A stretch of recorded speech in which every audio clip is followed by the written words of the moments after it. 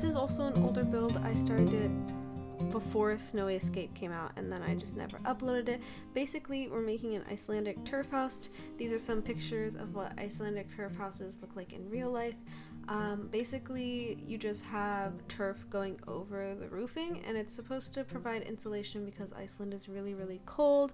I'm not sure about other benefits to it. I had researched it back when I had made this build, but that was a long time ago, and I don't remember any of it anymore. So yeah. I really liked this one inspo picture, but it wasn't actually a turf house. It was like a doll house that was created to be like a turf house. And so basically my inspo picture was a doll house that was supposed to be a turf house rather than an actual turf house itself. However, I still think it looks pretty cool. It took a long time. Obviously, it's hard to do this exactly because it requires a lot of move objects, and I don't have the tool mod, so I couldn't like slant things or turn things specific angles. But basically what I'm doing is I'm taking this base game grass and I've sized them up and I've raised them up and kind of put them into the ceiling, or the roof, I guess, in this case, so that I could make it look like there was turf growing over the house. I think it actually turned out pretty realistic. In my mind, I would have liked it to be a little bit neater, but I think in real life, turf houses actually are this way. Like, they don't look perfect the way I want them to look like. So all in all, I think it's realistic, despite the fact that it was made in The Sims and you can't really do that much detail in The Sims. Here I'm trying to build a rock wall because I was noticing that in a lot of the pictures they had rock walls next to their adjacent houses. I think technically this would be 2 houses in real life, but I needed more space for my Sims, so I just made it into 1 household. Because otherwise it'd be like a micro home. This is, by the way, a tier 3 tiny home, so you can use this as a tiny home if you have tiny living. Essentially what I'm trying to do here is cascade the turf, or in this case the grass, all the way down the rock wall. That was really, really difficult to do. But it was actually really good that I added this rock wall because it sort of served as a way for me to kind of push the grass into the wall and clip into the wall, but you don't see that on the inside of the house because it's just walled off as a separate piece of the house. So that was pretty nice. Sorry.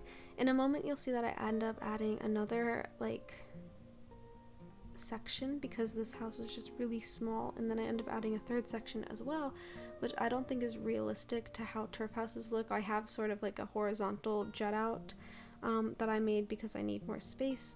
I didn't want to make this a single a single sim household. I wanted it to be a family house because I just don't think there's that many people that play with only single sims.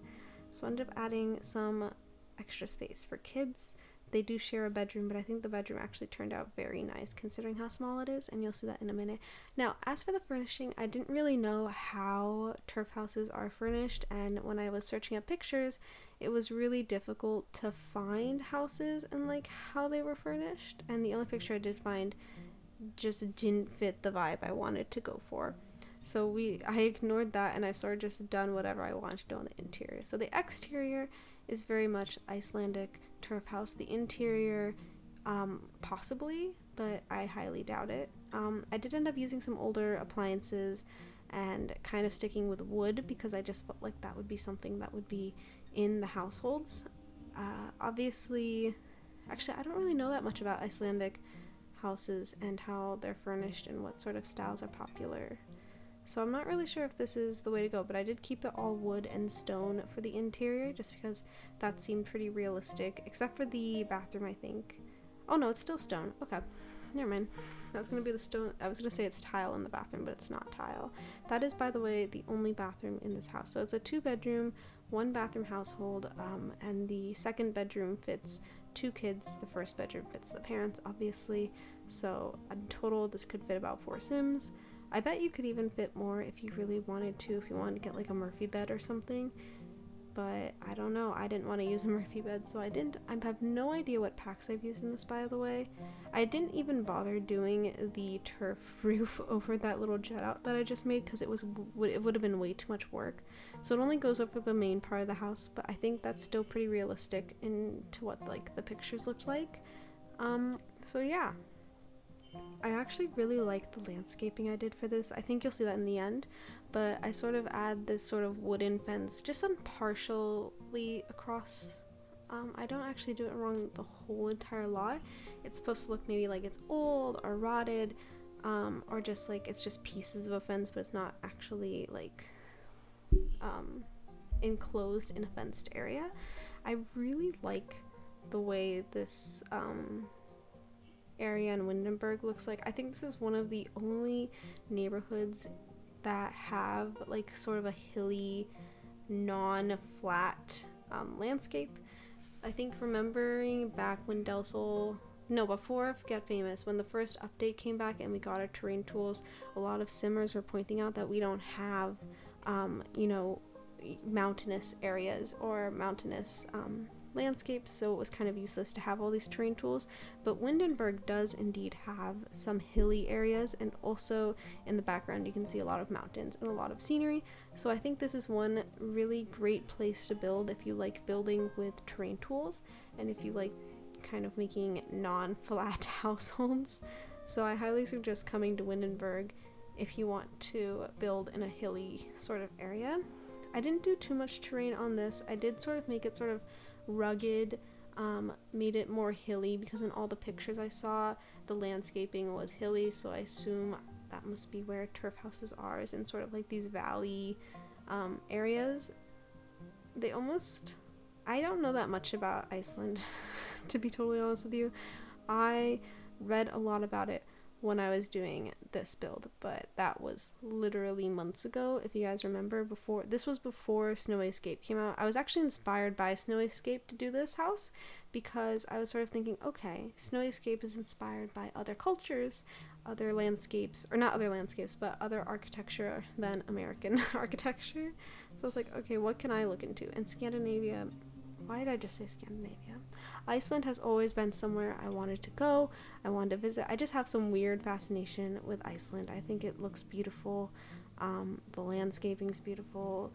The place is beautiful. So I was like, okay, I'm gonna look into some cool houses in Iceland that I can make. And this was what came up, was these Icelandic turf houses. And so that's why I did it, because I thought it was very unique. I thought it'd be a bit of a challenge, and obviously it was painstakingly annoying to place every single piece of grass on that roof, and I can be so happy that I'm done with it because that was exhausting, and I never ever want to make an Icelandic turf house in The Sims 4 again, ever. I suppose I could have just used the grass roof, but I really wanted to have that like jutting out turf the way they have it in the pictures, and not just sort of like this flat green roofing. So, oh wow, here you'll see that I'm making a like standing shelving unit for the shoes. I don't know why I did that, because in real life you would never have your shoes just standing in a shelf on the wall. You would have them sitting on the floor. So I don't really know why I did that. I think I was just trying to do something new or make something creative in this house. I think the only really creative things that you'll see are in the bedroom. I make hooks so that it looks like the backpacks are hanging on the wall, and I also just kind of combine furniture together, which I think was kind of nice given how small it was. I think it was definitely necessary given how small that space was. I have not play tested this, but it should be fully functional. I can see that the kitchen is probably functional. All the bedrooms are definitely functional. The only thing I don't know is functional are the closets that I have in the kids' rooms, because obviously, as you can see, they are intersecting a lot of furniture, and they're also sized down, I think. So I don't know if they work when they're sized down, but if they do, it's there, and if not, it's just a beautiful piece for you to look at. You should have a mirror anyways, both in the bathroom and in the kids' rooms, to use to have your Sims, dress and undress and all that. So if you guys can't use it, I'm sure it's fine. This should still be fully playable. I think the bathroom should be fully playable as well, because it uses the Discover University thing. In terms of packs that you need for this, I have no idea what packs I've used, but based off of what I'm looking at, there appears to be a lot of that get outside. What is that pack where you can go camping? But you need the camping pack, I think, for some of the furniture. I think probably cats and dogs. I'm seeing a little bit of Journey to Batu with the plants, but I don't think that's really necessary to have. You'll definitely be fine without having Journey to Batu. I'm sure a lot of you guys don't have Journey to Batu. Let's see, seasons. Oh, island living.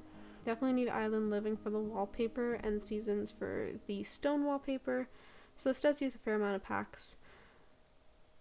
And it seems like that's pretty sparsed out as well. There should be some jungle adventure here, I think, in here, but it's not like important. You don't need to have jungle adventure, but you'll definitely need to have seasons and island living if you want to keep the same wallpaper.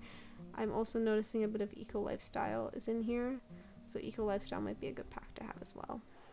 But yeah, I think we're reaching the end of the video soon.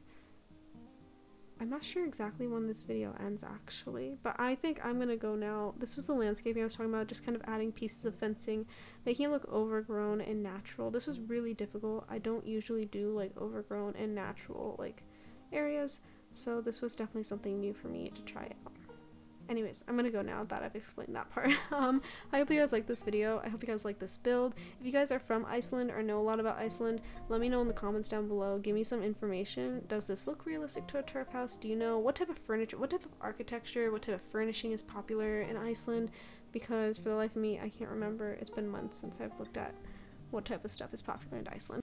But yeah, anyways, I hope you guys liked this video. As always, if you did, please give it a big thumbs up. If you like me, hit the subscribe button, and if you really like me and be notified every single time I post a video, go ahead and hit that bell button. I hope you guys are having a great day, and I will see you next time.